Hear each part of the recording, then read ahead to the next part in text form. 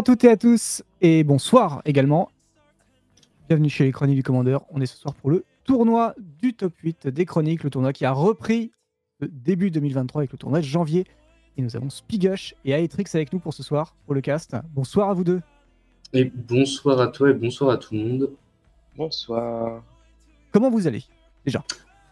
Très bien. Enfin, c'est vendredi, c'est fin de semaine. Commenter un tournoi, puis après on part en week-end. Plutôt bien. Besoin de ça. Spigush, toi? Ça va, ça va. C'est un peu la course, mais plein de choses à faire. Des tournois prévus ce week-end? Du coup, oui, à Nantes, on fait un qualifieur en moderne pour le tournoi de Bordeaux de la semaine prochaine. Ok. Qui est en moderne aussi. Donc plutôt moderne, donc plutôt hors sujet. Bon, il y aura un petit duel, mais pas grand-chose. D'accord. Aetrix, quelque chose, toi? Ou rien du tout? Ce week-end, non. Ce week-end, c'est détente. C'est plus les anniversaires des potes, etc. Tournoi la semaine dernière et tournoi la semaine prochaine. Ok. Vous, qu'est-ce que vous en avez pensé vu que vous avez dit que vous avez un peu bossé sur le sujet. Le tournoi, qu'est-ce que ça vous parle? Est-ce qu'il vous a parlé? Le top 8, pour moi, il est pas représentatif de comment la méta est en ce moment. Même si l'un des gros trucs qu'on trouve, c'est les interactions avec le cimetière, ça c'est la méta en ce moment. Pour ce qui est des personnes qualifiées, on va dire que pour moi, Raffine en ce moment c'est beaucoup moins fort. CDC ça n'existe pas et Jeskai Pro non plus. Donc c'est un petit peu des surprises. Mais Diada, Yoshimaru, Old Stick Fingers, ça a l'air très fort. Et Niche Misette, on va dire le classique, quoi. Bah, c'est la même. Il y a eu beaucoup de decks. Il y a eu 33 decks différents qui sont inscrits au tournoi. On a des decks représentatifs. On a Yoshimaru Boros en 3 exemplaires. On a Will Eleven en 3 exemplaires. On a d'autres decks en 3 exemplaires aussi. C'est des decks qui sont attendus et qui sont connus sur le metagame. Je crois que c'est Tivik le 3ème. C'est des decks qu'on connaît, qui fonctionnent bien et du coup c'est cool. Et du coup, ce qui est assez étrange, c'est que c'est pas ces decks-là qu'on va voir en top 8. Donc c'est assez bizarre, parce que c'est quand même des decks qui sont bien installés, et c'est intéressant de voir à quel point Diada a fait son nid et met en péril le top 5 des meilleurs decks du format, tel qu'il était il y a avant les vacances quasiment. Ouais, clairement, les listes de Diada qui sont bien développées. Maintenant, le deck est vraiment ultra strong, régulier et ça perd bien. Ça vous étonne d'en voir deux? Non, non, parce que après je vais pas parler pour la liste de Scavoot parce que je connais pas très bien le joueur, mais la liste elle est très correcte, donc si elle est bien pilotée, elle fait carrément le taf. Nicolas, pour le coup, lui, je le connais bien plus, parce qu'on est dans la même team. Je l'ai vu jouer le pack, j'ai vu à quel point c'était fort, et donc c'est pas du tout surprenant. Pour le coup, sur les 42 listes, il y a 42 joueurs sur ce tournoi, il y avait 2 Diada. Donc les 2 Diada ont fait top 8. Ouais, encore une fois, c'est pas très surprenant. C'est un deck qui peut faire top 8, et c'est un deck qui attaque Magic sous plusieurs angles, là où d'habitude on a juste un réanimateur simple qui va mettre des choses au cimetière, les faire revenir et capitaliser là-dessus. Diada, si elle pioche ses cartes fortes, c'est pas grave, elle va faire les trésors, elle va pouvoir les caster quand même. Donc c'est très compliqué d'attaquer le deck parce qu'il peut s'en sortir de plein de manières différentes, et on va dire qu'il n'y a jamais des draws qui sont vraiment mortes dans le pack. Donc ça me surprend pas. Je pense que si le deck il est vraiment bien joué, c'est un peu comme Will Eleven, c'est très compliqué de le battre. Toi, tu le sous-estimes, tu l'estimes beaucoup, Spigush, le pack? C'est un deck qui apporte un nouveau style de jeu et du coup qui est un peu plus fort parce que les gens n'ont pas l'habitude de jouer ni contre, n'ont pas trop l'habitude de jouer contre, et surtout ne sont pas adaptés forcément à ce deck-là ou à ce style de jeu.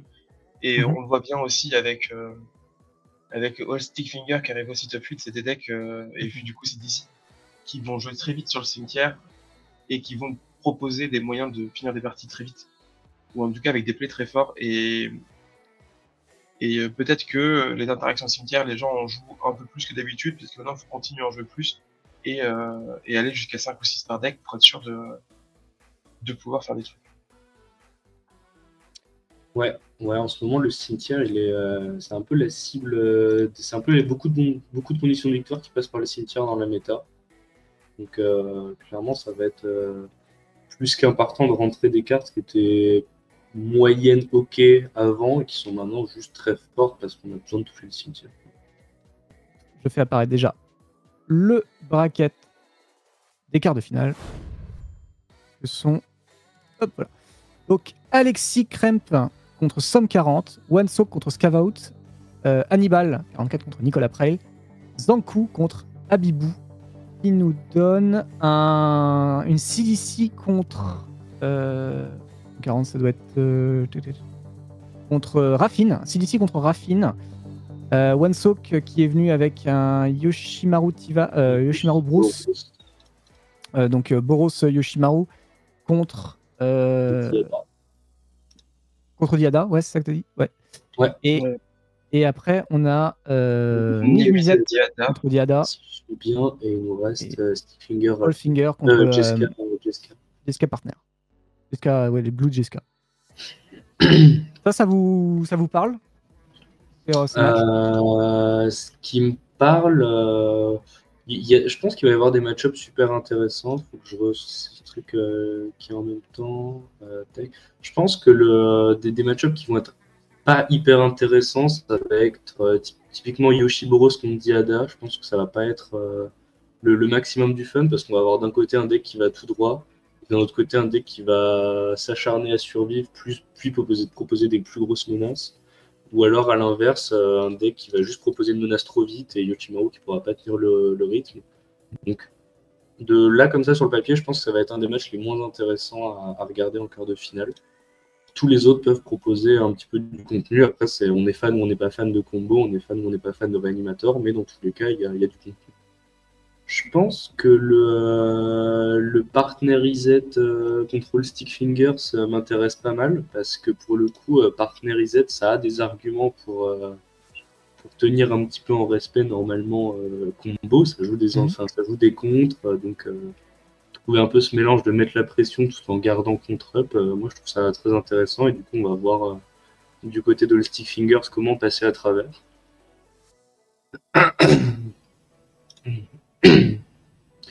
Ensuite, on a quoi qui peut être intéressant? Sûrement Nimizat Diada qui vont risquer de faire des tours 4-5 les deux. C'est ça, où là, va falloir vraiment faire attention à qui bouge le premier. Et ça va être plus dangereux pour Nimizat de bouger que pour Diada. Mais pareil, un peu dans cette optique de comment mettre la pression à l'autre sans vraiment trop commit. Et voir si Diada va résoudre et va pouvoir commencer à faire les folies que Diada fait, ou si justement Niv-Mizzet va pouvoir gérer en permanence les ressources adverses. Et c'est Stickfinger. Bravo à Spigoche qui a misé. Je n'ai rien fait, avant que c'est toi qui votais pour l'autre. T'as voté pour l'autre? Non. Je vais vérifier le sondage de toute façon. Je peux vérifier. C'est Cathead Smoketrice qui a contribué avec 900 points de chaîne. Et je sais pas si c'est Stickfinger qui l'a misé. Bravo en tout cas à ceux qui le souhaitaient, ceux qui souhaitaient Stickfinger. On va passer du coup assez rapidement à ça pour la game. Pour vous, c'est qui l'emporte? Dur à dire. Zankou et Abibou du coup. Je dirais Stickfingers quand même pour vraiment l'explosivité du pack, même si je pense il manque quelques cartes dans la liste qui feraient vraiment pencher le match-up, mais je miserais quand même sur Stickfingers. Ouais, il va falloir qu'il arrive à assembler à chaque fois un réanimateur en rituel, un réanimateur en éphémère pour pouvoir contrer les contres. C'est ça. Ça demande beaucoup d'outils. Abibou a 15 contres, donc s'ils sont bien utilisés, normalement, ça peut le faire. Après, c'est tempo contre combo, donc par défaut, je vote pour tempo. Okay. Le développement de tempo est plus intéressant, et plus facile. Il y a de l'aggro et des contres, et du coup, souvent, des decks comme ça, des decks combo avec un seul plan de jeu, ils ont un peu du mal à suivre la pression. Après, à voir quels sont les choix du général. Si c'est G-Scale général principal, ça devrait pas être si facile que ça parce que à part booster des dégâts, il n'y a pas trop d'interaction avec l'adversaire. On verra ce que ça donne. Ça va aussi dépendre des créatures qui sont. S'ils voient les bonnes créatures dans le match-up ou au contraire celles qui sont pas ouf. Parce que là, il va falloir voir de la créature agressive et limite des créatures un petit peu. La célérité assez vite. Qui ont la célérité, qui peuvent s'auto-booster ou ce genre de trucs qui peuvent un peu mettre la pression toute seule. Parce que s'ils comptent, s'ils voient dans ces créatures plutôt les Furies, les Hellkites, Sing in the Ace, etc., ça va peut-être prendre un peu trop de temps de tuer. Donc on va voir comment ça se profile. Alors je rappelle que les gens de la game ont eu, c'est déjà fini, 50 minutes pour faire ce quart. Et, le toss, il est aussi digne. Hein. Et le toss est en faveur de... 2 ans du coup. De quoi ? Oui, c'est ça. 2 ans. 2 ans. Ça peut aller potentiellement. Et il a le toss, donc il a que de draw. Donc c'est un peu le stress. On fait tour 1 la forêt into Expedition Map, tour 2 Urborg, on active, on prend Lake of the Dead. Entre temps, il faut qu'on soit bon et qu'on pioche notre animator.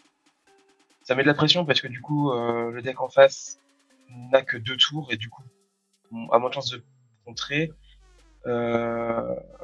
Et d'ailleurs, sa main à lui, ça va très certainement être un mulligan parce qu'il y a vraiment trop de land. Ouais, si land d'une créature, c'est vraiment pas ce que tu cherches dans le match-up. Et en plus, c'est pas celle que tu veux vraiment dans le match-up. Une 2-2 célérité vol, c'est pas le. C'est assez. Pas la meilleure. Nul. Donc, ouais, moi je parie pour un keep de Hallfinger et un mulligan. Ouais, et c'est quoi la deuxième carte dans la main Stickfinger? C'est la carte c'est Assassin's Trophy. Ok. Bah, la main, elle a un peu tout ce que tu veux. Hein. Elle a de l'anti-bet, elle a des landes. Juste de réanimateur, ouais. Après, c'est pas très grave. C'est un mulligan, ça. Qu'est-ce qui s'est passé? Ah, on a un mulligan, du coup, de la main. Pourquoi mulligan? Après, quand on voit la deuxième main. Ouais, mais c'est pas vraiment un argument de voir la deuxième main pour se dire que c'était une bonne idée. mais en voyant la première main, que c'était clairement un keep. Et la deuxième, c'est un keep aussi, mais qu'est-ce qu'on jette? Il y a 2 réanimateurs en effet. Hein. On est obligé de les garder. Le problème, c'est qu'on est obligé de garder les 2 du coup. Je crois qu'on va être obligé de. Je crois que tu t'enlèves le Eliminate. Je pense que moi j'aurais cut un des réanimateurs parce que t'as envie de. Si tu te prends. Ah ouais, de toute façon. Ouais, si tu te prends un compte, c'est quand même pas mal d'en avoir un deuxième. Ouais, c'est ça. Mais de toute façon, t'as DT pour aller faire le ménage avant. On a besoin des landes, on a besoin de ce Silver Screen où on voit pas plus de landes, on a besoin de cette éliminate pour les ménages. Ouais, mais j'enlèverais quand même Eliminate. Donc tu partirais vraiment sur tout droit, quoi. Bah en fait, c'est ton seul kill, donc autant avancer dans tout le jeu. Et en plus, t'es sur le play, donc avoir un tour de défensif, c'est pas vraiment le meilleur. Pas vraiment la meilleure action. Donc du coup, il fait comme toi, il enlève un réanimateur, et l'autre, j'ai pas vu ce qu'il avait enlevé. Il a enlevé Fury, qui est donc Sorcery, donc effectivement pas le plus pertinent. Hugo.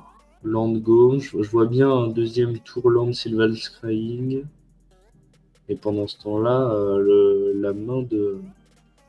la main d'Abou, elle est vraiment très lente à mettre de la pression. On n'a rien avant le tour 3. Donc oui, on a cette mistake, mais bon...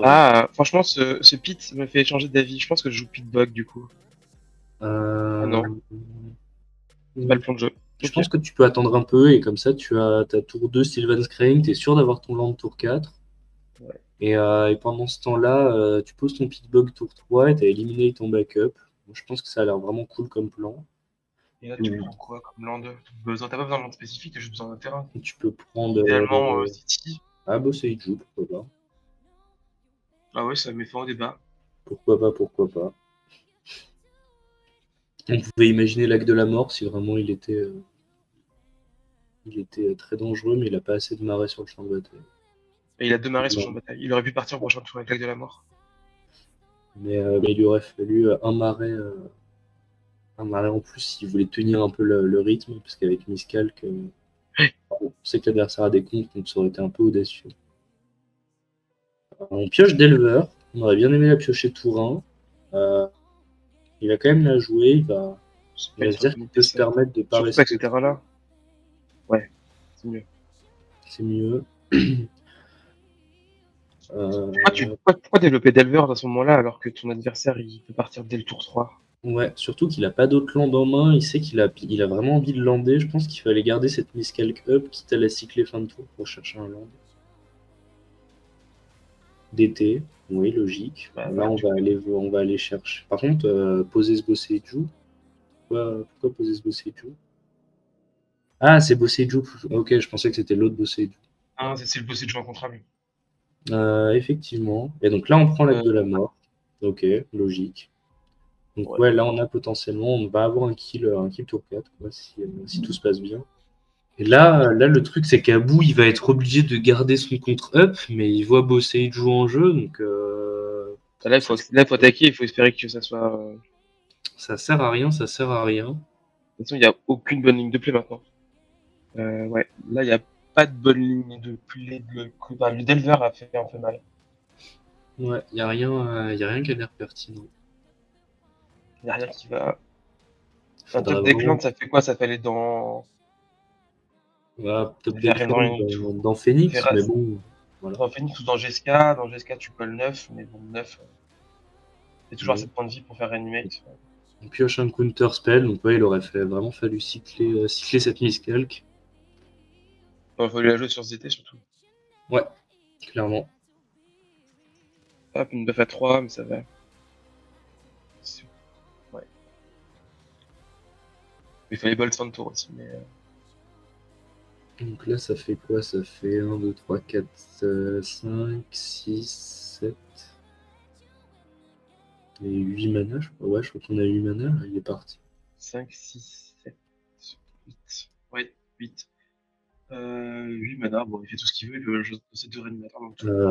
Non, 7, du coup. Attends. Non, l'acte de la mort, il en fait 5, et les 3 autres en font 1. L'acte de la mort en fait 4.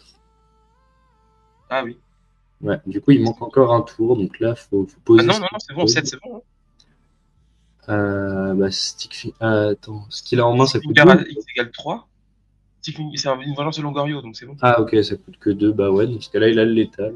Il a Stitch Together et il a pile 7 cartes dans son cimetière. Au pire. Après, il peut pas caster Stitch Together avec Boseiju, c'est Black. En fait, du coup, il l'utilise avant, mais il se prend le contre. Ouais, aussi. Et là, il faut rien faire. Ah oui, d'accord, ça va marcher comme ça. Ça va être long. Alors, il y a ta racine qui vient de tomber, il en manque encore 2. Non. Dévoreur, et il manque plus que la baliste. C'est un peu le problème du deck, vu que tu remélanges pas ton deck à la fin, tu peux pas juste ouvrir le deck et aller chercher tes 3 cartes.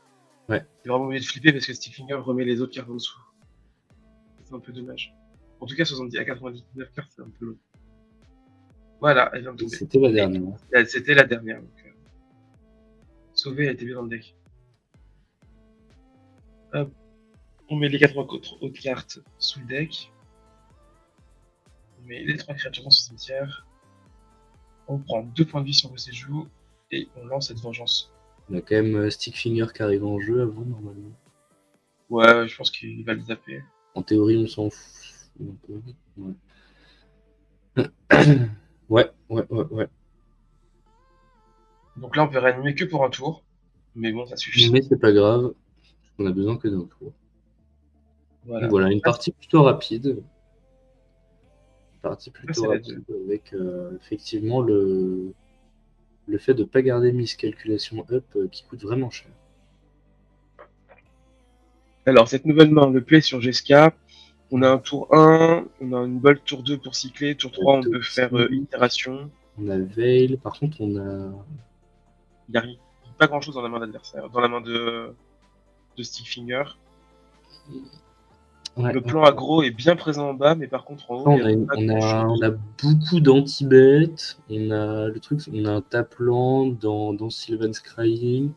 C'est une main qui se garde, c'est une main qui a quand même 3 anti-bet, enfin 2 anti-bet et une vrasse. On a de quoi lander. Je pense que c'est une main que tu gardes. Elle fait un peu ce dont tu as envie, tu n'as pas forcément besoin d'aller chercher plus que ça. Et donc Abibou était en mulligan.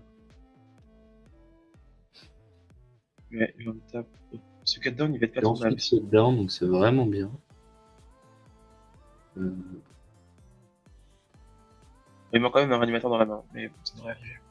Ça se piochera plus tard dans la partie, c'est vraiment pas le problème. On attaque et on défend le tour. Voilà, on fera la bolt après. Et on pioche un land, ça c'est vraiment cool. C'était un peu ce qui manquait dans sa main pour la rendre vraiment stable. Donc là, il a un petit peu tout. Il a plusieurs options qui s'offrent à lui. Il peut Sylvan's Crying pour sécuriser son 4e land et pas le faire maintenant. Mais Je pense que j'allais chercher mon land. Perso, j'allais chercher mon land. C'est important. On peut juste prendre son temps et c'est ce qu'il fait. Non, je pense pas. Je pense que prendre ton land ici, ça te permet d'avoir accès à vraiment la seule carte qui te manque de ton deck, c'est ton réanimateur. Donc toutes les actions qui vont aller vers ton développement sont quand même vachement plus intéressantes que les actions qui vont en réaction. Je pense que là, Sylvan's Crying même dans un land tap, c'était mieux que rien faire. C'est pas le DRC qui va te mettre en PLS dès le début de la partie, enfin 2-3 tours. Tu avais encore un tour de plus pour avant d'interagir avec cette DRC. Par contre là, la présence de cette clique va faire mal. Cette clique, elle fait plaisir. Après, cette clique, franchement, qu'est-ce qu'elle enlève Sylvan's Crying qui enlève le 4e land. Il peut même prendre Veil of Summer si... Ouais, je le fais en réponse au pire. Ce Wildgrowth, ça fait plaisir. Ouais. Donc là, il a vraiment un petit peu tout ce qu'il veut.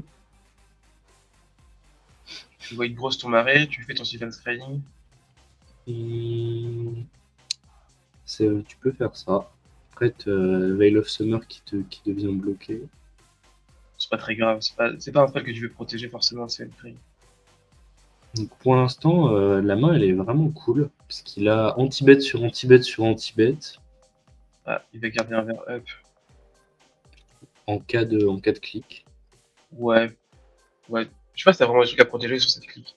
Bah, en fait, c'est juste le fait de vouloir résoudre Sylvan's Crying et se dire qu'au cas où, si l'adversaire joue un contre, bah, le Veil of Summer t'en protège, te permet de... Oui, mais c'est sûr. Mais je pense. Ouais. De toute façon, son mana, il va rien en faire ensuite, donc autant le prendre. C'est ça. Et sur cette Sylvan's Crying, qu'est-ce que tu as envie d'aller chercher? Est-ce que tu veux retourner chercher Boseiju? T'as pas ton réanimateur, t'as le temps, donc ouais, je prends ta plante, c'est ok. Sinon, il n'y a pas un land qui vient de sortir qui réanime directement? Ah, ça c'est vraiment bien aussi. C'est celui-là, ouais, c'est celui-là, Toon Fortress. Ça c'est vraiment bien, parce que ça, c'est même pas casté. Et donc là, clairement, il va juste faire de la protection. Il a 2 anti-bêtes, Veil of Summer et Toxic. Il est vraiment bien. Fin de tour, il va prendre clic, sauf que la clic, elle va rien enlever d'intéressant. Ça retourne dans le deck. Changement d'avis. Ah, finalement, ça sera Boseiju. Je pense que Boseiju, c'est un peu plus compliqué. Il est sur la draw contre un deck quand même qui est censé pouvoir prendre l'agression, enfin, poser de l'agression assez vite. Je pense que je serais resté sur Toon Fortress. Ouais, Toon Fortress, ça avait l'air plus pertinent parce que bah, c'est incontrable, donc c'est vraiment cool. Et là, en fait, quand tu vois sa main, il a pas de sort à vouloir faire résoudre. Pourquoi on fait pas Veil of Summer en réponse à clic? Il a enlevé son mana de la pool trop vite et du coup, je pense qu'il a oublié qu'il l'avait encore. Ouais, je pense que la clique a été jouée en fin de tour plutôt qu'en fin de masse de main phase 2. Ah oui. Bah, oui, ok. Et là pour le joueur de Jeska, tu vois cette main, qu'est-ce que tu te dis, quoi? Bah, qu'il faut taper. Tu te dis qu'il faut taper, ça c'est sûr, ça va poser. En plus, t'as Otawara, donc tu peux peut-être espérer que ça se passe pas très bien et que tu puisses faire des trucs. Même si c'est pas une vraie espérance parce qu'il va repartir en combo en réponse. Ouais. Ouais, je pense que j'enlève cette collective brutalité aussi. Pioche Rain of Fields. Et donc vraiment le réanimateur. TNN. Dans TNN. Hein, je ferais... Ah oui, Itération. Itération ou Jeska, t'avais le choix. C'est pas là, qu'est-ce que tu cherches? De toute façon, tu sais que il y a Boseiju en main, tu sais qu'il a plein d'anti-bêtes. Je pense que c'était Jeska. Tu cherches Blood Moon. Tu cherches Blood Moon pour enlever ses... Ouais, mais il y a toujours un marais, il y a toujours Wildgrowth. Je pense que Blood Moon, elle est même pas... Non, mais il a plus qu'un vert. Il a plus qu'un vert, un noir. On sait que dans sa main, il y a qu'un land incolore. Ça va lui demander 2 tours de partir en combo. Je sais pas. Blood Moon, ça me paraît long. Que poser C'est cette toujours long, Jeskai, c'était une cloque instantanée. Puis ensuite, au tour d'après, tu peux poser True Name. T'avais un kill en 3 tours. L'adversaire, tu sais qu'il a pas de sort de réanimation. Faut encore qu'il gère cette clique, sinon il mourrait. Donc, je pense que Jeskai, c'était vraiment plus pertinent. Qu'est-ce qui va se passer là? Là, Team Fortress, ça faisait un kill le prochain tour. Ouais. Parce qu'il y a eu ce top deck Rain of Fields entre temps. Ouais. Toxique à 1. Oui, c'est cohérent. T'es content de pas le prendre sur ton True Name. Ouais.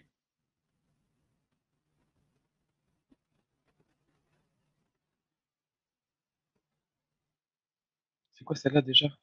Surge Engine. Ah oui.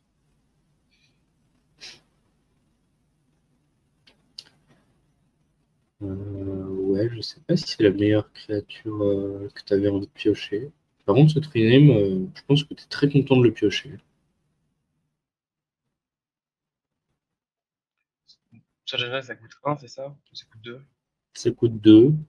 Là, il a pas de contre. Il vient de voir une Vrasse passer. Je pense qu'il faut poser la Surge Engine. Parce que tu as un kill au prochain tour. Techniquement. C'était en place pour bluffer le contre. C'est ça.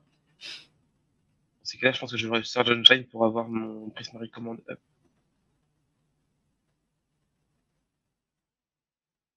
Et j'aurais pu passer la... Ouais, je pense que j'en fais. Ouais, il bait d'avoir contre-up, mais avec Boseiju sur le champ de bataille, je pense que ça sert à rien de bait. Il fallait juste proposer une cloque. Là, il est un peu coincé parce qu'il n'y a toujours pas son spell de réanimation. Il y a de la vraie pression sur table. Il y a un létal en 2 tours. Il sait qu'il Jeskai a... call 9 et après Truname finit la partie. Il vient d'utiliser sa Vrasse. Pas de grande solution. Donc là, ça va, c'est parti pour un Stickfinger. Pour un setup, mais ouais. Je pense que ce tombe après, c'était quand même vachement bien. En plus, j'ai l'impression que c'était. Ah non, c'est bon. Il y a Bayou qui est encore up. Il y a une 3-3. Ouais, on pose une 3-3, comme ça on peut. Ouais, Je peux rien faire. Jeskai. Il me semble que Jeskai, elle meurt quand elle fait son boost, non? C'est un 0? Je sais plus. C'est juste un 0. Ouais, donc elle tue en 2 tours, il n'y a pas photo. Bah là, il a le létal, du coup, techniquement. Il faut draw 2, discard 2, faire un trésor, poser Jeskai, 0 sur True Name, ça ramène Skyfire et ça fait 12. Bon, bah, on prend la ligne safe avec un contre-up toujours. Qui va très bien, vu qu'il y a Mozy sur table et qu'on sait qu'il y a un Veil of Summer en main. Bah, le truc, c'est que là, il a pas de contre-up, quoi. Donc, Ouais, non, puis en plus, il y a 2 protections.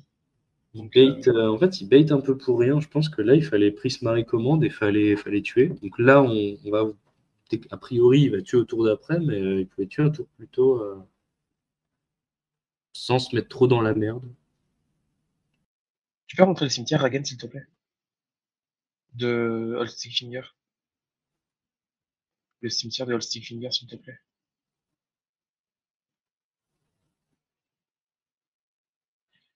Ouais, il y a eu la Vrasse qui était pas forcément très bien. Peut-être des petites erreurs de séquençage qui auraient pu faire en sorte de pouvoir gérer le True Name plus tard. Après, ça avait l'air quand même compliqué sans les sorts de réanimation. Donc là, c'est Stickfinger. Stickfinger qui commence. Ouais, ça c'est une main que tu as envie de garder, clairement. Il relève d'être fugue, ce qui est vraiment intéressant comme on est. C'est une main nécessaire. Nature's Lore, c'est un bon tyran. Puis bon. En fait, il y a Force Spike qui va faire de la magie normalement. Ouais. Normalement, ça va Force Spike, cette Nature's Lore. Ensuite, on a toujours Izzet Charm pour plus tard.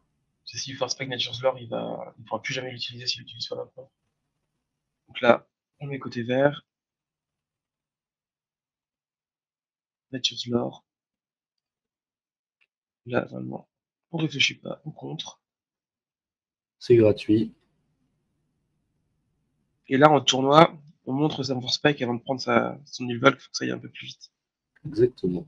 Parce que c'est long de se chercher dans un gros deck. Heureusement, ici, on a juste à shuffle, c'est plus simple, c'est plus C'est rapide. quand même vachement mieux. On va là, on lance cette île, on a Counter Spell Up. Urza Saga. Donc là, on a Counter Spell Up, on a Izzet Charm Up. Je pense que le plan, c'est juste contrer, poser Murktide, fin de partie. Ouais. Là, on pose Bossé Joue. Est-ce qu'on transmet? Ah oui, on va faire Distress. Je pense qu'on distress d'abord. Ça prend Izzet Charm, logiquement. T'as envie de montrer ta main. Dans Veil of Summer. Là, c'est un peu l'enculade. Et là, ça devient un petit peu plus compliqué. Donc la draw, c'est... Oh, j'arrive pas, je connais pas ces dessins. C'est drôle, c'est un anti-bet, je crois. Je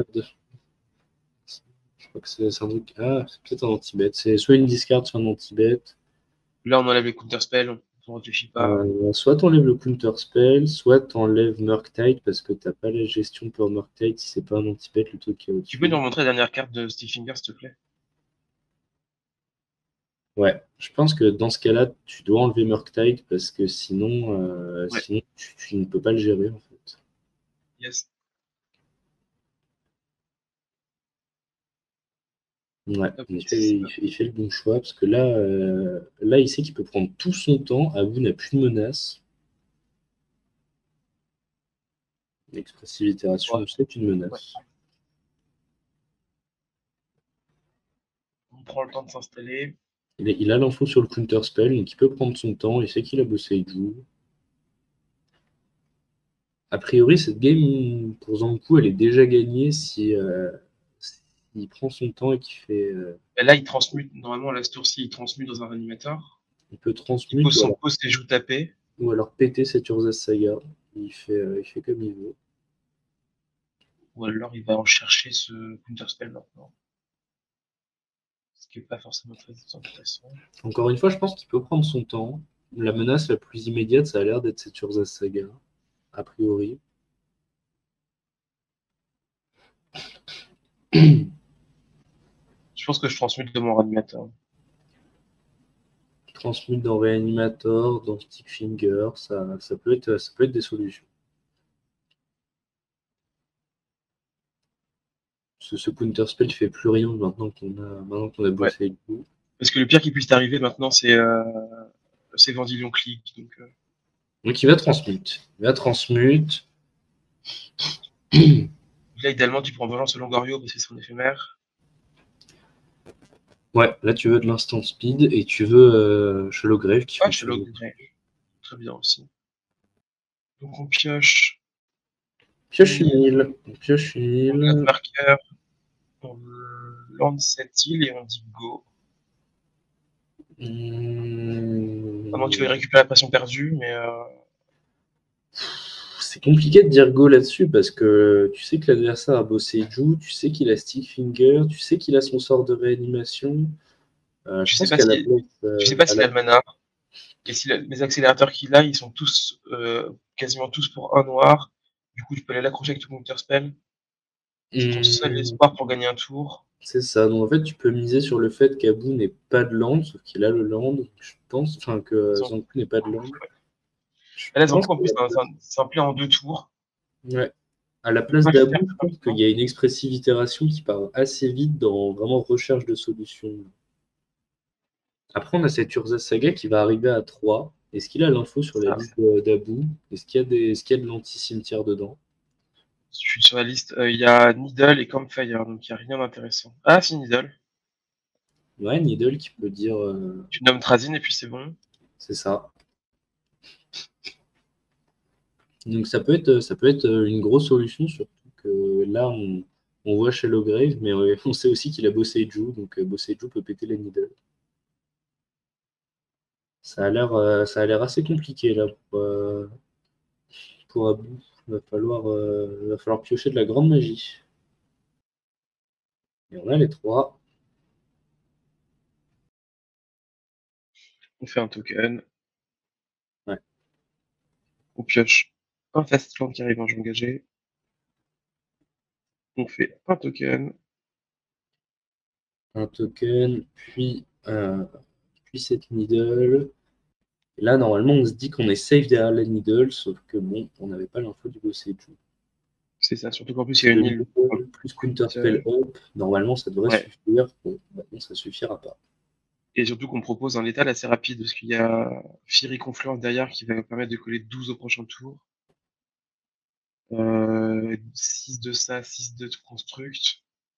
Avec une petite balle qui traîne, ça a l'air de passer tout seul. Donc on a le droit d'être confiant.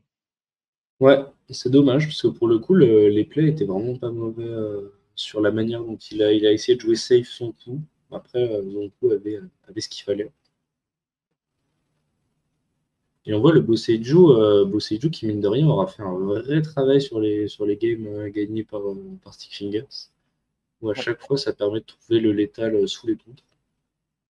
C'est assez intéressant d'ailleurs que ce deck il fonctionne aussi bien alors qu'on attend des Will Eleven, des combos Storm et du coup la gestion de cimetière assez grande quantité et que le deck arrive à tourner. Et C'est vrai. Un peu trop gêné. Parce que là, en vrai, il fallait trouver.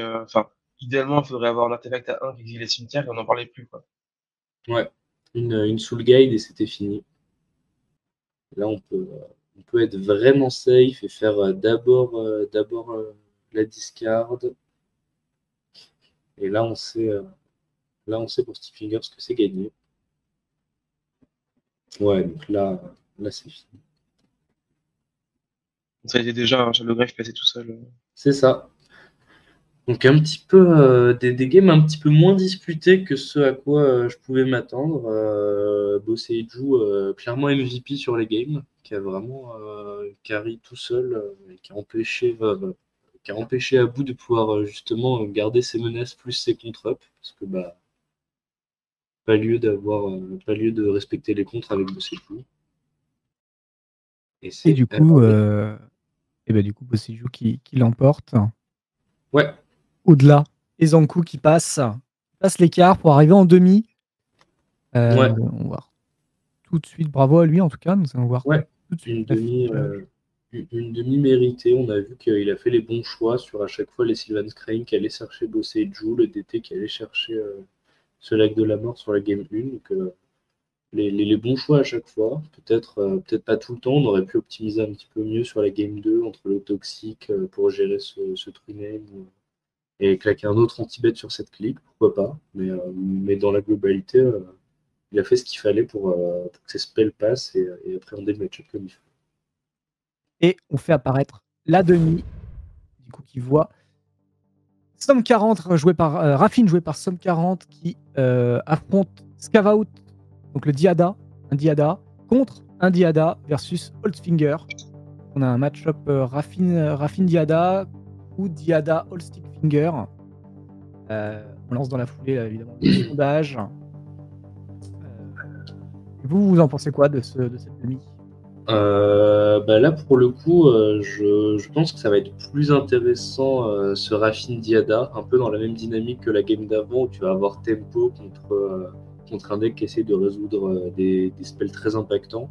Donc là, ça peut être un peu plus disputé, parce qu'il n'y a pas de Boseiju dans la liste de Diada. Et puis alors que Diada All Stick Fingers, ça va un petit peu jouer chacun de leur côté, même si Diada effectivement a plus d'interactions et même si Stick Fingers a de la discard. Je pense que ça va moins jouer à Magic, ça risque d'être un peu moins intéressant qu'une game de Raffine Diada.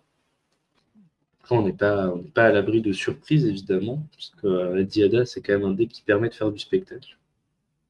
Je sais pas. Je sais que le fait que Diada batte Yoshimaru, c'est pas forcément surprenant, parce que Diada, c'est quand même assez écrasant pour aggro, dans le sens où tu vas proposer rapidement des grosses menaces bien dangereuses, et aggro n'a pas le temps d'être réellement menaçant. Donc ça, je pense que c'est plutôt logique.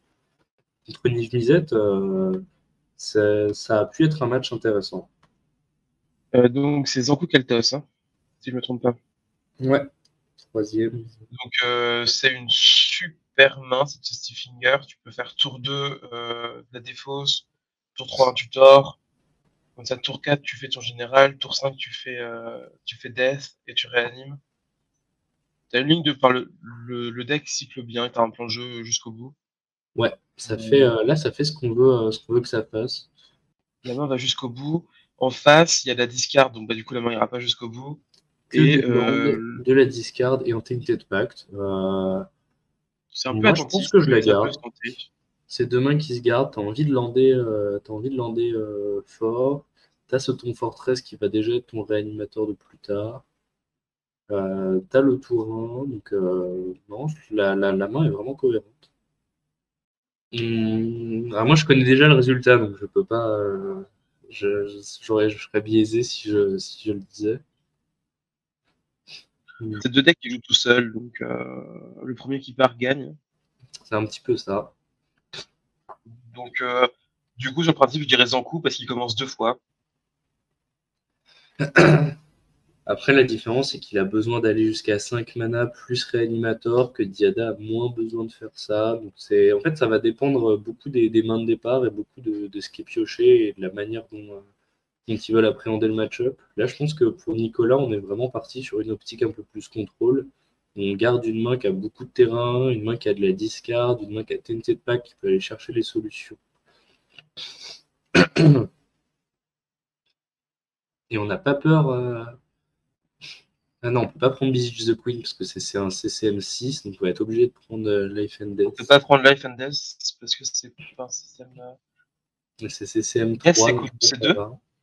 C'est coûte 2, c'est ça. Ouais. On pioche Dismember, qui est une carte plutôt morte dans le match-up, et on assume du coup de se prendre une Tutorak. On se dit que c'est pas grave, on a les lands et on a le reste au cas où. Un land, deux lands, en soi c'est un petit peu ce qu'on voulait pour Nicolas, c'est pas très grave de perdre ces deux lands, on en avait beaucoup. On pioche Flicker, ça c'est vraiment bien, ça peut faire rapidement Flicker Breach. Et suite à ce week-end, attention, Flicker c'est un rituel. On peut pas évoquer sa furie, Flicker la furie. Là, on peut faire Beseech et aller chercher un sort de réanimation, mais ensuite, on n'a pas grand-chose à faire au tour 4. Ouais, le tour 4, ça va être ton général. C'est un bien terrain qui fait 2 mana, celui qui est au milieu. C'est City of Traitors pour moi. Ouais, mais qui arrive en jeu engagé, donc ça va pas suffire. Non, City of Traitors, ça arrive pas en jeu engagé. Ah, c'est une cité des traîtres. Je crois. Okay. Tu peux nous montrer Ragan Si c'est une cité des traîtres, on a le mana pour tuer dans 2 tours. Donc on a le mana dans 2 tours, donc ouais, on prend un animateur et puis on y va, on espère pas prendre de discard. Après, on sait que du coup, on voit que Nicolas a Tainted Pact, donc il a la réponse instant speed potentiellement. Et on joue Tainted Pact directement. On va chercher saisie. C'est bien ça, en vrai. Manata, c'est une bonne carte dans le match-up. Mais c'est pas forcément ce qu'on voulait. Ouais, c'était saisie qu'il voulait, il la trouve très vite, c'est très bien. Ça, c'est bien. On avait plusieurs options possibles. Il y avait cette saisie. Elles sont exilées, les cartes, sur la résolution de Tainted Pact. Ouais. Elles sont pas il y avait Duress qui était possible. Donc, on va prendre ce Shallow Grave. Tainted Pact qui casse un peu tous les projets de Zankou. Ouais, donc là, c'est vraiment. On se retrouve du coup dans une optique où Nicolas joue très orienté contrôle et il va chercher à disrupt les menaces adverses parce qu'il sait que lui, il n'a pas forcément de menaces à proposer tout de suite. Moi, j'aurais quand même joué la Cité des Traîtres pour faire un All Stick Finger. Je pense que j'aurais essayé quand même de poser un 3-3 et essayer de peut-être commencer. Ouais, et puis tu joues deck ton réanimateur, t'as gagné le tour d'après. Je pense que c'est un peu mieux. C'est un peu poussif comme réflexion, mais je crois que c'est la seule possible vu la main. Bon, on va dans Diada. Hein. Ouais, on va poser Diada, on va faire un Minus, on va voir ce qui se passe. C'est un petit peu comme ça que le deck fonctionne. On garde comète. On prend cette comète en main, je pense, hein, et on fait 3 trésors. Ouais. On fait 3 trésors. Si on est audacieux, on peut même flicker cette Diada, refaire 3 trésors, enfin refaire un Minus, refaire des trésors, poser cette comète. Ouais, c'est un peu ça qui va se passer.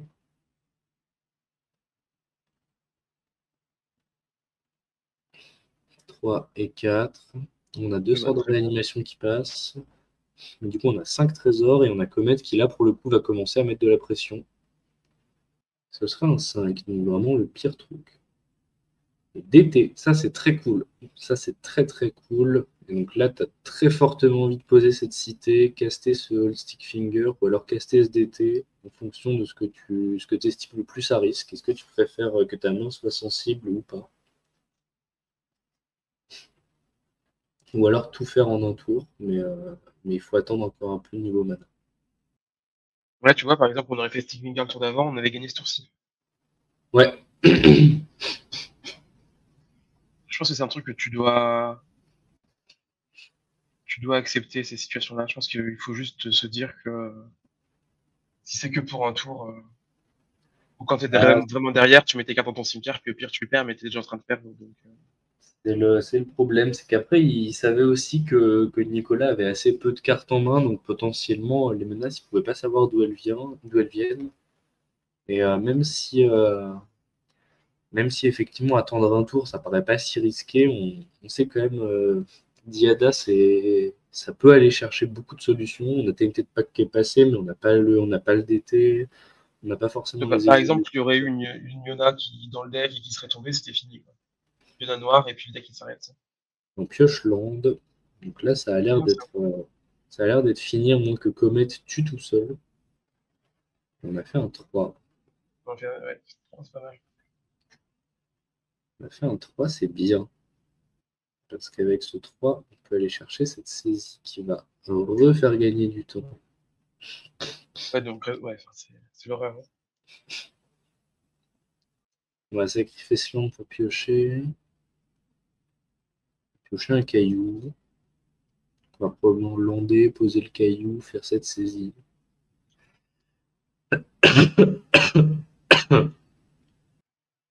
On enlève Gorio. Ça devient de plus en plus compliqué. Ouais. Et là, on est un petit peu au top deck. Et on pioche pile feu. Ouais, il peut la caster, mais en réponse, il va prendre cette bolt. Ce sera la Bolt. Du coup, Flipper fait rien. C'est ça, c'est ça. Et là, Là, on est vraiment obligé de caster ce Stick Finger. Mais Nicolas, il a deux Planeswalkers sur la table, donc tout de suite, c'est un peu plus menaçant. Et de cette manière-là, Nicolas, il peut voir un petit peu tout ce que son adversaire joue, donc potentiellement pour les Game 2 ou Game 3, s'il y a, ça peut lui permettre de mieux se préparer. Ok. Ça change pas grand-chose, d'accord. Parce que le fait de savoir que ton adversaire joue Squander Red Resources, joue Rain of Hills, ça peut te permettre de réfléchir et de dire que finalement, même si tu penses pouvoir attendre un tour ou deux, bah pas forcément. Enfin, Ouais, je c'est de la fais tout manipulation. ça va être une fin de tour. Est-ce que la tombe forteresse permet de réanimer les créatures adverses ou pas? Parce que, si c'est le cas, ça peut être un très mauvais play. Non, ça va. Ça va, ça va. Peut-être ce qui était intéressant pour Nicolas, c'était de regarder vraiment le nombre de réanimateurs qui restaient dans le deck. Étant donné qu'il a révélé tout sauf deux cartes, c'était assez facile de se faire une idée. C'est ça. Il pioche un land, pas forcément ce qu'on aurait voulu. Et surtout que les deux cartes, faut vérifier s'il y a un réanimateur dedans ou pas. S'il n'y a pas de réanimateur, les deux prochaines draws, c'est des draws mortes. Ouais, c'est vrai. On révèle pas grand-chose sur Diada, mais il y a toujours Comet. Il va faire un 1, qui va pouvoir proposer des écureuils. C'est pas facile de jouer en ligne. Quand t'as beaucoup de permanents comme ça avec des dés, jouer en papier, c'est plus facile pour pas oublier les trucs. Comme pas oublier les marqueurs sur ce que vous mettez. Et 5, il va exiler cette tombe forteresse. Et là, on va mêler des choses vraiment intéressantes du côté. Ouais, Emrakul, Burning Rune Demon, donc un démon qui fait une intuition quasiment. Ouais. Je pense que je trouve celui-là, hein. On laisse Emrakul au cimetière, c'est sa guerre. Je pense que là, la solution. Après, Emrakul, ça tue dans le tour, ça tue le tour d'après, donc je pense que je prends Emrakul en fait. Hmm, L'adversaire est à 11, je prends Emrakul et je tue mon adversaire. Hein.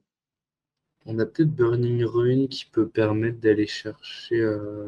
Mais t'as rien de mieux. Tu proposes un létal en un tour. Enfin, tout l'adversaire, il top deck dans sa solution au prochain tour, mais comme d'hab, pas comme deux. Je pense que je prends Emrakul.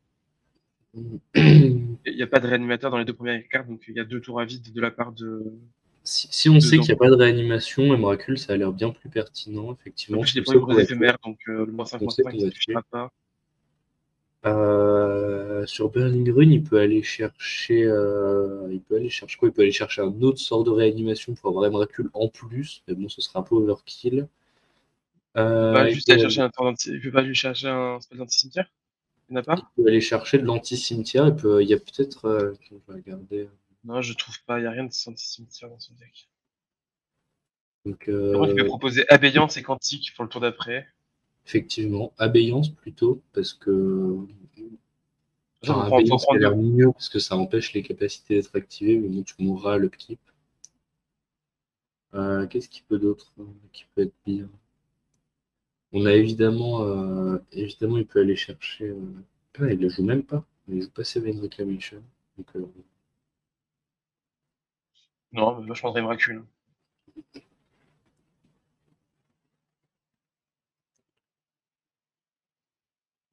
Ouais, effectivement. On va chercher Animate Dead et Reanimate. Reanimate, on ne choisit pas parce que. Reanimate, ça a l'air quand même vachement marrant. C'est claqué, Reanimate. Ah non, ça fait gagner. Du coup, là, on est vraiment sûr que l'adversaire puisse rien faire. Donc, effectivement, c'était. Trazyn, c'est combien? C'est une 5-5 ou une 6-6? C'est une 4-6, je crois. 4-6, ça prend pas 19 heures, quelle tristesse. C'est ça. Donc ouais, effectivement, c'est. c'est STP qui fait gagner, je crois, non? J'avais oublié d'aller chercher, ces bêtises-là, mais effectivement, réanimer les cartes adverses, ça avait l'air d'être le meilleur plan. Et STP, donc pour être vraiment sûr que l'adversaire puisse pas gagner. Là, on fait Diada cible Trazyn et fait gagner la partie. Et là, il a le létal avec cette sword. Technique ancestrale du 90 degrés. Et là, ce Dismember qui va concéder la partie. Et on dit dans l'oreillette qu'il y a les games qu'on voulait au début. Donc au pire, on prend la game 2 de l'autre ronde. Ça, on verra un peu de Raffine versus Diada.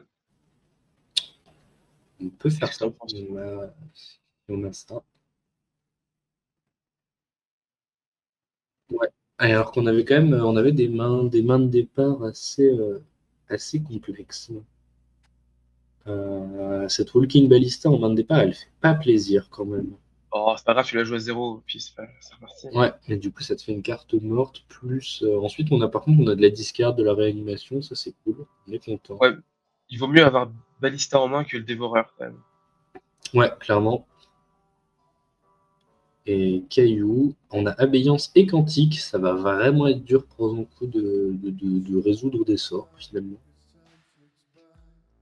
Par contre, Nicolas qui n'a plus de land en main, donc est-ce qu'il va devoir Abeyance pour piocher son land ou est-ce qu'il va le piocher comme un grand? Il va le piocher comme un grand. Du coup, c'est un coup de Diada. Ouais, ça va être Diada dans 4 tokens, et là il est vraiment bien. Ouais. Dans Flicker, dans 4 tokens, dans Démon. Parce qu'il a ses quantiques, il a de quoi Flicker. Avec Flicker, il peut faire Burning Rune qui peut aller lui chercher... globalement, il peut aller chercher Breach s'il a envie. On voit ouais, tu jettes tout, hein, tu gardes pas cette Ugine. Ça a l'air très très fort. Ouais, Ugine, ça n'a pas l'air très bien dans le match-up. Non, je pense qu'il faut le laisser au cimetière, cette Ugine. Il va le prendre en main, pourquoi pas. Il va le prendre en main. Pas obligé de prendre des légendaires, c'est important.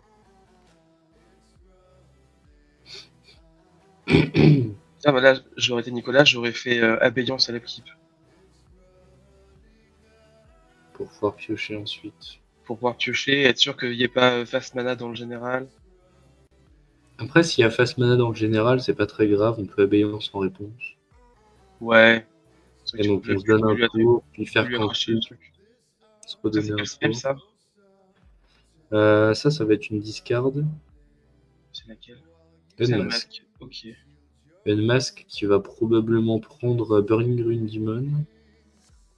Après, on a Shallow Grave, donc en fait, Il n'y a pas de bon choix.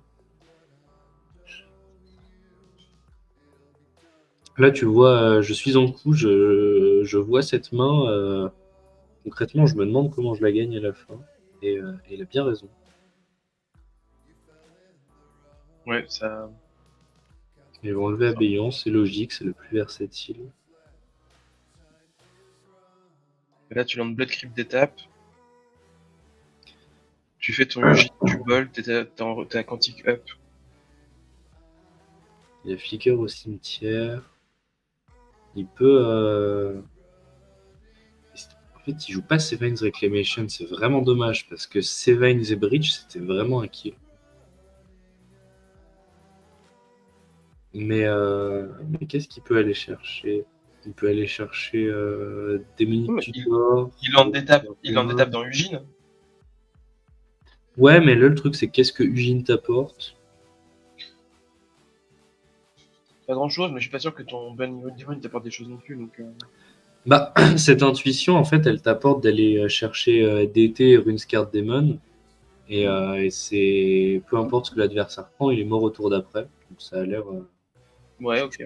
Je pense que je serais plus dans l'idée de faire une intuition. Et potentiellement proposer un kill au tour d'après. Ouais, DT. Prendre Unmarked Grave pour mettre ta carte au cimetière plus vite. Ouais. Tu prends Ashen Reader. Effectivement, Unmarked Grave qui fonctionne mieux. Unmarked Grave dans Ashen Reader et t'enlèves un truc chez l'adversaire, ça a l'air d'être bien aussi. Pour le culver perdre son tour et c'est gagné. Donc là, Nicolas qui va juste proposer un kill au tour d'après. Et au vu de la main de Zankou, c'est mal barré.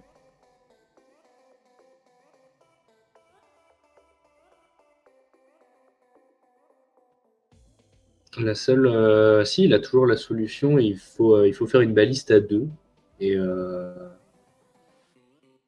tuer Diada en réponse au flicker. Mais il y a moyen qu'il ait suffisamment de mana pour la recaster. Bah oui, il y a cette quantique en plus. Ouais, donc s'il y en a qui n'avaient pas encore compris le principe de la combo avec Breach en jeu, Diada en jeu et Flicker en main ou au cimetière, c'est qu'en fait le -3 de Diada meule 4 cartes et permet de faire 4 trésors si on choisit d'en envoyer aucune en main. Que Breach fait que chacune de nos cartes dans le cimetière peut s'escape pour son coup de mana plus exiler 3 cartes du cimetière. Et en fait, Flicker, ça vaut 1 et 1 blanc et c'est un rituel qui permet d'exiler un permanent qu'on contrôle et de le renvoyer en jeu directement. Du coup, en faisant ça sur Diada, à chaque fois, on va faire le -3, meuler 4 cartes, faire 4 trésors. Puis dépenser 2 trésors, exiler 3 cartes qu'on a meulées, relancer Flicker, refaire le -3 de Diada, etc. Et on fait ça à l'infini en fait. Donc ça fait autant de trésors qu'on veut dans les limites du deck. Et la stratégie ensuite, c'est que vu qu'on aura un très très gros cimetière, ça va être de relancer un petit peu tous les stacks du cimetière. Et avec Bitter Reunion, qu'on voit qui est juste là, qui en se sacrifiant permet de donner célérité à toutes les créatures, et ça fait un one-shot instantané. C'est une autre manière de tuer dans Diada en plus des créatures qui peuvent tuer de manière classique. Donc ça a été quand même un 2-0, une partie 1 qui était un peu disputée, où ça a pas mal battu sur les top decks pour voir qui avait la réanimation, qui avait la discard. Alors que la game 2, pour le coup, a été bien plus expéditive. On voit que vraiment Stick Fingers, malgré 3 sorts de réanimation en main, elle n'a même pas pu atteindre le tour 5 et caster Stick Fingers. Alors du coup, on va afficher la finale. Diada contre Diada. Donc vraiment, les Diada ont été très très en forme pendant tout ce top 8 et pendant tout ce tournoi. Et est-ce que les 5 cartes de différence vont justement faire la différence? Et ce sera du coup Skavout qui aura le toss. Skavout qui va avoir le toss. Et du coup, écoutez, bon commentaire de finale. Et je rappelle évidemment, temps illimité, donc prions pour nous, ne pas se coucher trop tard. Exactement. Donc, mine de rien, je pense que le miroir de Diada va vraiment être l'un des match-ups où le toss n'est pas forcément si impactant que ça sur l'issue de la partie. Parce que, à l'inverse de pas mal de match-ups où tu vas vouloir faire rapidement Diada, rapidement proposer des grosses menaces, bah là, tu sais que ton adversaire peut faire pareil. Donc tu n'as pas forcément envie d'être le plus rapide possible. Potentiellement, tu sais que l'adversaire peut réanimer tes propres créatures. Donc, il faut faire attention à ça. Et je pense que ça va vraiment être un match-up. Enfin, moi, je l'imagine un petit peu comme deux match-ups de contrôle qui vont un petit peu essayer de se regarder, voir qui va proposer les plays les plus pertinents mais les moins risqués en même temps. J'aime bien la main de Scavoot. Il y a un tutor qui a le suspend, donc il ne se prendra pas de compte dessus. Et à côté de ça, Nicolas, il a déjà un petit contre pour temporiser la Diada. Il a des réanimateurs pour aller chercher la créature d'adversaire. Donc, ouais, il pourquoi a. créature d'adversaire, c'est parce qu'il est sur la draw et que du coup, normalement, Diada aura mis des cartes de l'autre côté. Il est peut-être en meilleure position d'ailleurs, parce que. Il y a cette Corse Dance c'est que j'aime beaucoup dans la main de Scavoot, c'est ce Chaos Defiler qui, même si on peut le réanimer, bah, on peut tout à fait le hardcaster. 5 mana, c'est vraiment pas le bout du monde, bien au contraire. Et c'est vraiment une carte qui est très très forte actuellement dans la méta. Elle fait beaucoup de choses. Et on voit cette draw Emrakul, donc probablement une draw un peu morte, mais potentiellement la game peut s'éterniser et durer très longtemps, et donc tuer dans de multiples tours.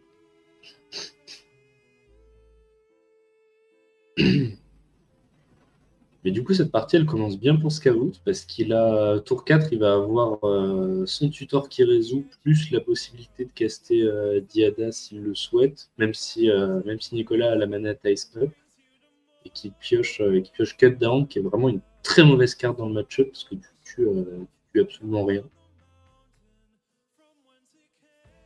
Donc on va voir ce qu'il va aller chercher là-dessus. Est-ce que tu as une idée un peu? Bah, j'ai pas, je me demande s'il faut pas commencer à setup. Faut pas commencer à setup la combo, vu que tu vas pas pouvoir vraiment interagir autrement, puis t'as déjà Quantique.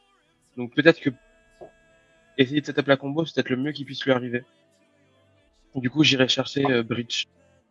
J'irai chercher Bridge, ça peut être une bonne idée. Puis si on est toujours dans une optique de game qui peut durer longtemps, Bridge, ça reste une carte qui peut se réutiliser pour simplement recaster les spells depuis le cimetière. Et ce sera Hugin, très bien. Ça n'a rien à voir. Donc là, il est vraiment parti sur T4, Diada. Et il va prendre cette Manatice. Et je pense que possiblement la game va être très compliquée maintenant pour Scout, justement à cause de cette Manatice. Même s'il a toujours ce Chaos Defiler qui est up, Nicolas va pouvoir proposer Diada, va lui résoudre. Révéler 4 landes, superbe.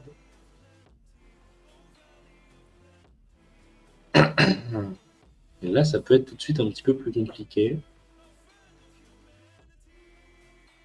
Est-ce que tu as envie de jouer ce Chaos Defiler en sachant vraiment qu'il va, dans tous les cas, rejouer Diada? Je pense pas.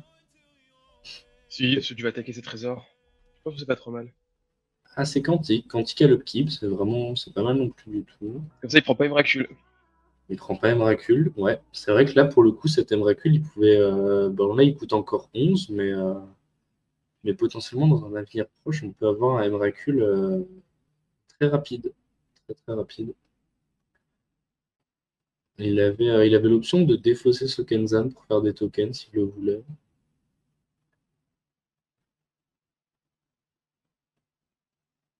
Pourquoi il est à 4 Diada? Le plus 2, moins 3, plus 2. C'est qu'elle arrive à 5. Donc land. Et là, on va recaster Diada.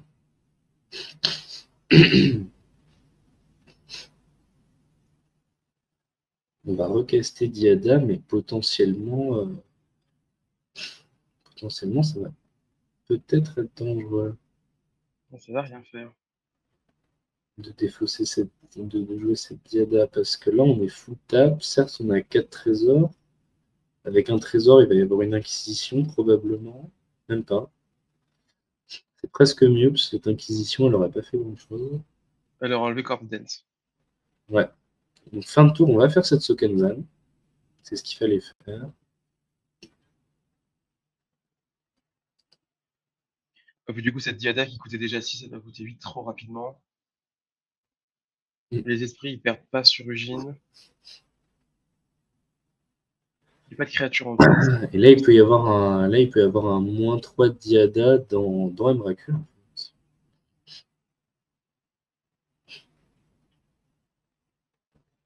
Parce que là, on a éphémère, on a enchantement, on a terrain. Donc cet Emrakul, il vaut 10. Il a combien? 5, 6, 7, 8. Il va avoir 8 tokens. Et s'il y a un cast, d'Emrakul, là, Il y avait ça va être Ugin dans sacrifier tous les trésors, exiler Diada. Qu'est-ce qui se passe? Une discussion. Ouais. Donc on a les trésors en plus. On va caster Emrakul, je pense. Il a gardé Tekenuma, il réfléchissait à Tekenuma. Emrakul qui coûte 13, enfin qui coûte 10. Il restera 3 mana. 1, 3, 4, 5, 6, 7, 8, 9 et 1, 10. Et là c'est terrible pour Skavout, parce que ce Ugin va lui coûter très très cher. Et je crois que du coup, tu as les 2 tokens. Ah oui, mais il le sait pas encore. Tuer Diada, il va remettre Diada en command zone. Là, Nicolas, il va jouer Chaos Defiler, il va tuer sa Diada. Ouais. Comme ça, elle est de nouveau disponible. Oh, flicker en plus. Sinon, il fait juste Ugine et il fait à -8. À -7. Il a combien? Il a 11, 9, 7, 8, 9, 10 mana. Ça peut être Ugin. Ouais, mais après, c'est Ugin -7, c'est pas trop mal. Hein. S'il fait un -7, il exile la Diada, donc il pourra rejouer Diada de Nicolas. Il peut sacrifier pour piocher, c'est pas mauvais. Parce qu'après, il peut Inquisition sur lui-même, prendre cette flicker. Jouer ce Chaos Defiler, exiler ce Chaos Defiler, c'est possible aussi, sacrifier tous les tokens.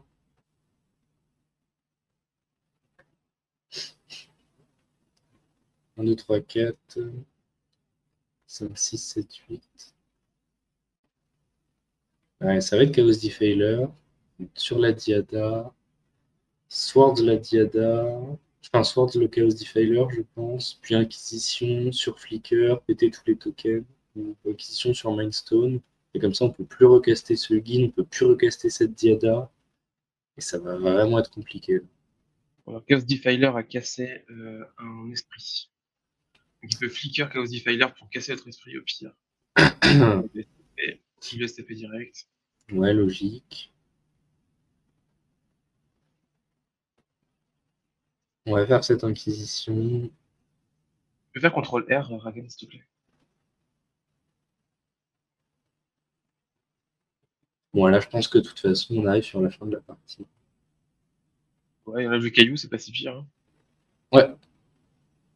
On prend le dernier mana et on dit fin de tour. Voilà. Et là... et on dit amuse-toi bien avec tes cartes. Là, on se demande bien comment gagner. Il va piocher Sholograve. C'est pas si mal. Hein. C'est pas si mal, mais ça ne suffira pas. Pas de bol, le Chaos Defiler a été exilé. Donc, Skavout, elle plaît. Encore. Il a qu'un land, donc il mulligan. Ouais. Après, il a Tinis. Ouais, c'est pas un vrai argument. Il se prend une discard tour 1 et il aura récupéré qu'un seul land de plus et il va toujours être dans la sauce. Alors que derrière, Nicolas, il est quand même vachement mieux. 4 lands d'un Caillou, Reanimate, Nicolas, il a tour 3 Diada dans Reanimate avec silence en backup. C'est tout ce que tu cherches. C'est vraiment tout ce que tu cherches. Cette main est mieux.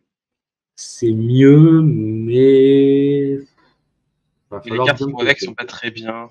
Je pense que je garde Magister of War et je remets Ashen Rider dans le deck. Tu peux te dire que tour 4, Ashen Rider, donc ça a l'air bien. Ashen Rider tour 4, ça a l'air quand même très solide. Ouais. Ah, Thais de l'autre côté. Ça, par contre, c'est bien. Sur la draw, la Thais. Ouais, il va bien pouvoir bien cycler. L'adversaire fait caillou tour 2, lui en réponse il fait Thaïs tour de land. Jusque-là, le plan se déroule comme prévu.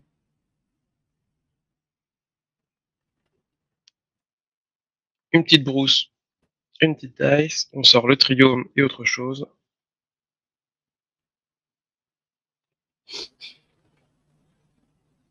Parce qu'il va piocher, poser son land, poser Mindstone, donc il aura même pas trop de cartes en main.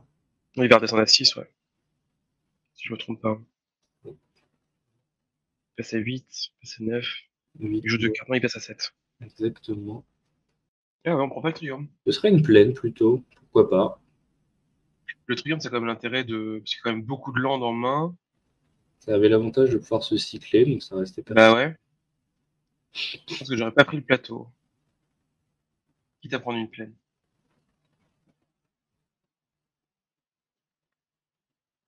Oh, puis cette bolt qui va tuer la Diada en face s'il utilise ses cailloux. Enfin, ses trésors, c'est pas normal. Eh bien, ça fera un Chaos Defiler pour Nicolas. C'est sympa, c'est sympa. Ouais, ce Chaos Defiler, il va casser le caillou, il va bolter la Diada et puis c'est bon. On va voir s'il révèle pas mieux sur Diada, mais ouais, ce plan de jeu a l'air vraiment intéressant. Avec un quantique le tour d'après pour être sûr qu'il casse pas Diada. Oh là là là là. Ah ouais. Il va jouer autour de Manataïs, pourquoi pas. Et il vient de l'avoir passé? Non, c'est lui qui l'a mêlé? Il me semble qu'on vient de l'avoir passé, non? Moi, il n'y avait pas de raison de tourner autour. C'est ça, je vais me passer en plus.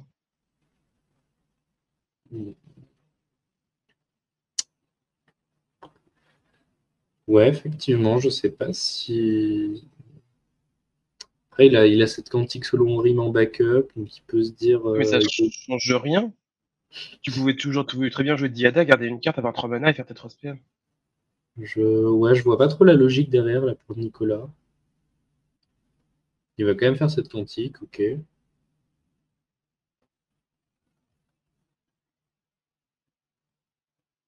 Ce Chaos Defiler, il va tuer un Orzhov Signet.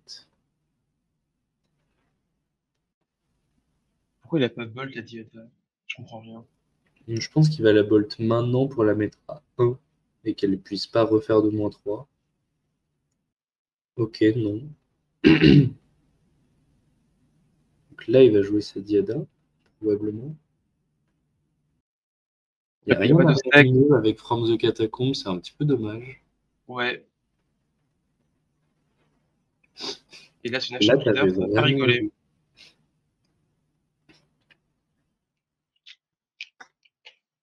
Là, ça va être Diada dans Ashen Rider, donc c'est vraiment pas mal. Ashen Rider qui, je le vois. Oh. C'est cool ça aussi. Je le vois bien exiler ce Chaos Defiler. Bah, du coup, non, il fait plutôt bonne chance dans Chaos Defiler, puis il persiste pour enlever la Diada de l'adversaire. Ouais, d'abord faire le -3 de Diada avant de voir quand même. Ouais. Un petit romancien assaisonné.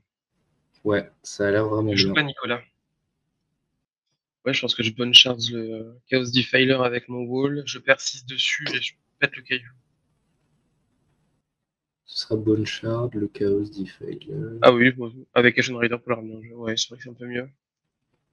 Oh, je suis pas sûr. Et effectivement, du coup, il pourrait éventuellement péter Diada. Pourquoi défausser Ashen Rider? Ça sert à rien de défausser Ashen Rider, vu que du coup, tu vas pouvoir en animer qu'un des deux qui charge permanent. J'ai vraiment défaussé ce mur pour persiste sur Chaos Defiler et le tour d'après Hardcastle Ashen Rider, je pense. Donc là, il va faire cette Ashen Rider maintenant. Parce qu'en plus, avec ça, avec sa ligne de play, il file des créatures impactantes à son adversaire.